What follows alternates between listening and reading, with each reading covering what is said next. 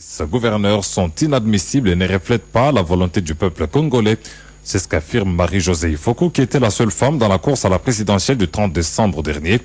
Elle dénonce la corruption qui a entaché plutôt ces scrutins. Marie-Josée Ifoko appelle la population congolaise et toute l'opposition à se mobiliser autour du président Félix Tshisekedi pour déboulonner l'ancien système. On l'écoute.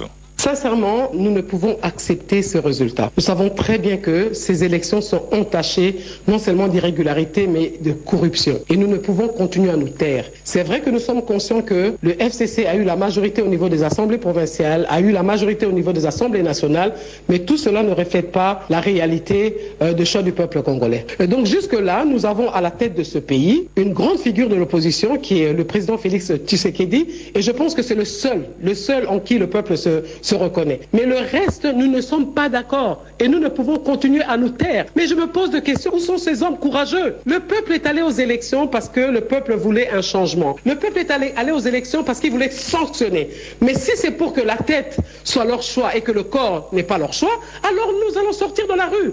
Un de nôtres est à la tête de ce pays. Nous devons le soutenir à déboulonner ce système. Ça fait 133 ans que je vous ai dit que nous sommes dans un système pourri. Et aujourd'hui, nous avons un de nôtres qui est à la tête de ce pays.